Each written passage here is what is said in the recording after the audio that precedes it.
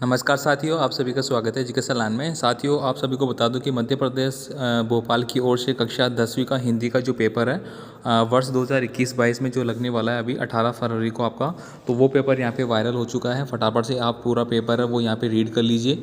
आपको पूरा पेपर है वो मैं आपको बताने वाला हूँ और वेरी वेरी इंपॉर्टेंट है सारा क्वेश्चन पेपर, तो आप मौका गवाइए नहीं और जितने भी क्वेश्चन मैं आपको बता रहा हूँ फटाफट आप इनको नोट डाउन कर लीजिए। साथ ही साथ मैं इनका आंसर भी साथियों आपको लिखाने वाला हूँ, तो आप इनके आंसर भी नोट डाउन कर लीजिए।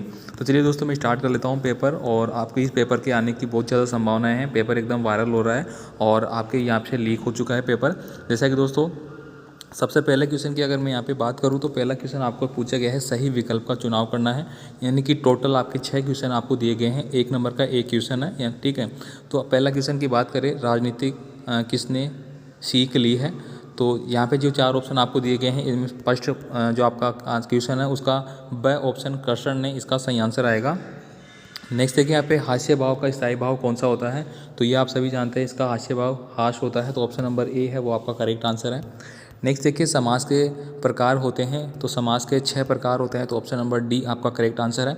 आपको पता होगा कि अवयव भाव समास होता है आपका, ठीक है। अवयव भाव समास हो गया, क्रमधारी हो गया, तत्पुरुष समास हो गया, बहुवीर्य समास हो गया, द्विगु समास और द्वंद्व समास, ऐसे करके 6 प्रकार के होते हैं। आपको इनका नाम भी याद रखना है।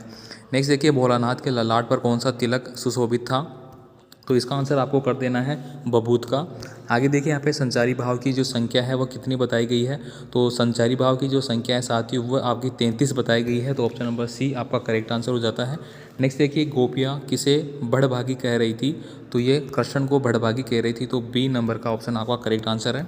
इसके बाद देखिए यहाँ पे सही जोड़ी का आपको मिलान करने वाली जो क्वेश्चन है वो आपको यहाँ पे करना है।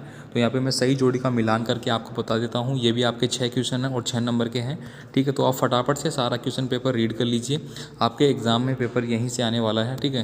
तो यहाँ पे देखिए, स्त्री शिक्षा के बारे में आपको टिक मार्क करना है, तो ये हो जाएगा देश का गौरव बढ़ाना।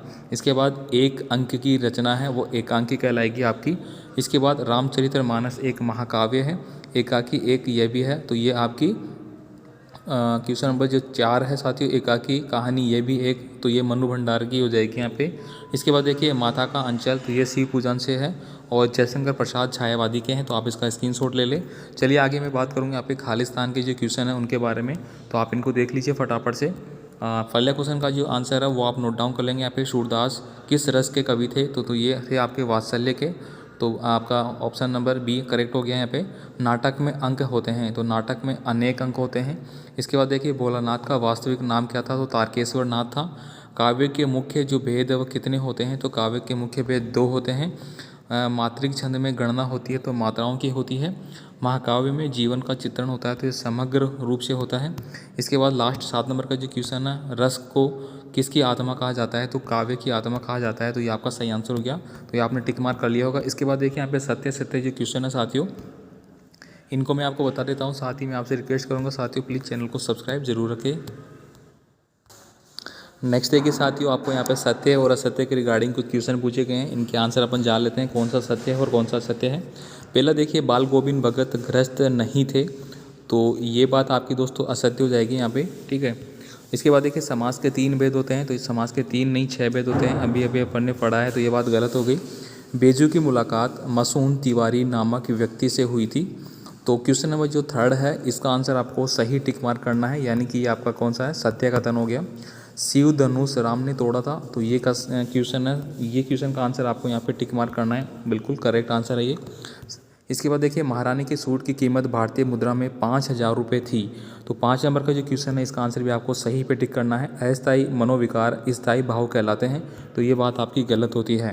तो दोस्तों, आपको यहाँ पे 4 नंबर का क्वेश्चन मिल गया। इसके बाद देखिए यहाँ पे 5 नंबर का क्वेश्चन है, जिसमें आपको एक वर्ड में आपको सभी का आंसर देना है। रचना के आधार पर वाक्य कितने भेद होते हैं। तो दोस्तों, रचना के आधार पर वाक्य के 3 भेद होते हैं, आपको 3 लिख लेना है, जो आप जानते हैं, साधारण वाक्य, मिश्रित वाक्य और संयुक्त वाक्य। इसके बाद देखिए सेकंड है, विभत्सो रस का स्थायी भाव आपको बताना है, तो ये क्या हो जाता है, इसका आप लिख लेंगे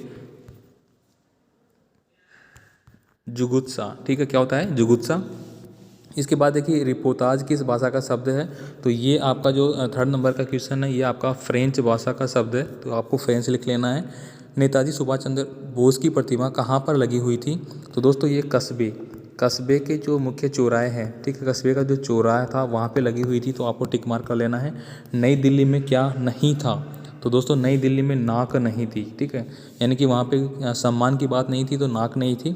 चांदनी रात के बाद क्या आता है, तो अंधेरी रात, क्या आती है, अंधेरी रात आती है, आपको लिख लेना है। इसके बाद देखिए सीता स्वयंवर में लक्ष्मण किसके साथ गए थे, तो वो गए थे आपके राम जी के साथ, ठीक है। साथियों आपको प्लीज़ वीडियो को ज़्यादा से ज़्यादा दोस्तों को शेयर कीजिए, ताकि आपके जितने भी फ्रेंड हैं कक्षा 10 के, उन सभी को रियल पेपर मिल जाए और वो सभी क्वेश्चन पेपर को अच्छे से याद कर ले। पूरा पेपर में जितने भी क्वेश्चन अभी अवेलेबल हुए हैं सभी के आंसर आपको यहाँ पे बता दिए गए हैं। इसके बाद देखिए यहाँ पे हास्य रस की परिभाषा उदाहरण सहित बताना, आपको वात्सल्य रस की बताना है, गोपियों ने किन किन उदाहरणों के माध्यम से उद्योग भूल जाने की बात की है, तो ये क्वेश्चन आपको यहाँ पे मिल जाते हैं, ठीक है। तो उम्मीद करता हूँ आपने पूरा पेपर अच्छे से देख लिया होगा, ठीक है।